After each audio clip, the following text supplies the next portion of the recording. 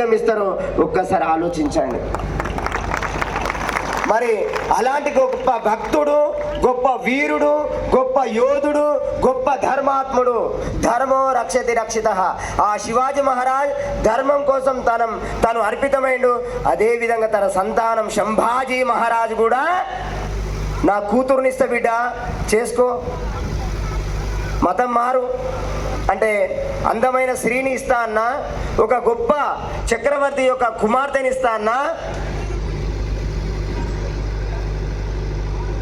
తురుష్కులు ఎన్నో ఆశలు పెట్టినా, రాజ్యానికి రాజును చేస్తా అన్నా, ఆస్తులు ఇస్తా అన్నా, అందమైన స్త్రీని ఇస్తా అన్నా, మతం మాత్రం మారలేదు. చూడండి, అదేవిధంగా చివరికి గోర్లు లాగడం జరిగింది, చర్మాన్ని తీయడం జరిగింది.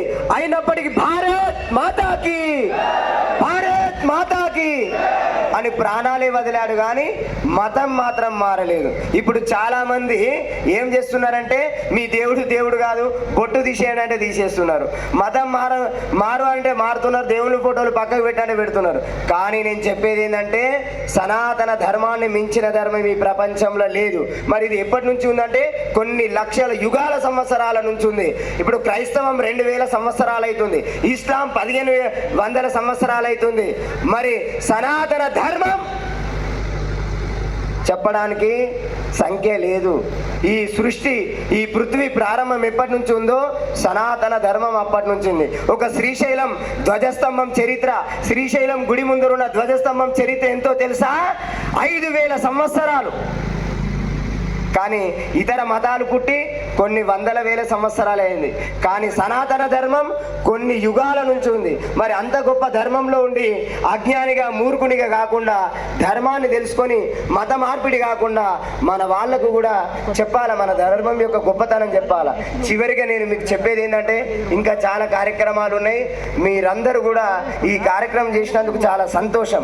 కానీ ఇంతటితో సరిపోదు, ప్రతి ఒక్కరు కూడా మరో ఛత్రపతి శివాజీ తయారు కావాలి, భగత్ సింగ్ కావాలి, అల్లూరి సీతారామరాజు కావాలి. ఎందుకంటే ఈ రోజు ఏం జరుగుతుందో మనకు తెలుసు. మరి మన ధర్మాన్ని మనం కాపాడుకోకుంటే రేపు నీ పరిస్థితి జీరో, నీ పరిస్థితి జీరో. నువ్వు హీరోగా ఉండాలంటే ఏం చేయాలా? చాలా మంది హీరోలు వాట్సాప్లల్లా, ఫేస్బుక్లల్లా, లేదంటే ఆ డీపీలు పెట్టుకుంటారు హీరోలే. నిజమైన హీరో ఎవరో తెలుసా? నేను కని పెంచిన తల్లిదండ్రులే నీ హీరోలు, వాళ్ళని పెట్టుకోండి. నిజమైన హీరోలు ఎవరో తెలుసా?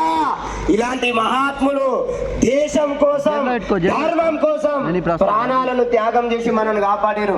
ఈ రోజు గర్వంగా మనం ఇక్కడ నిల్చున్నామంటే కారణం ఈ మహాత్ములు. కాబట్టి మనం వాళ్ళని ఒక్క క్షణం మరవరాదు. మరి నెక్స్ట్ మనం ఈ క్షణం నుంచి మన డ్యూటీ ఏంటిది? ముందు ధర్మం గురించి తెలుసుకో. మన ధర్మం గురించి పాఠ్యాంశాల్లో ఏముందండి? చదివే పుస్తకాల్లో ఏముంది? ఎవడిదో ఉంది పనికిరాని చెత్త విలువలు, చెత్త మ్యాటర్లు ఉన్నాయి. మరి మన మహాత్ముల యొక్క చరిత్ర ఉందా? మన పాఠ్యాంశంలో మన మహాత్ముల యొక్క, మన దేశం కోసం, ధర్మం కోసం ప్రాణం ఇచ్చిన మా మహాత్ముల చరిత్ర ఉండాలా? ఋషులు, యోగులు, మునుల యొక్క చరిత్ర ఉండాలా? మన సంస్కృతి సాంప్రదాయాలు ఉండాలా? కాబట్టి మన ధర్మాన్ని మనం కాపాడుకోవాలి. అవును, సనాతన బోర్డుని మనం సాధించాలి.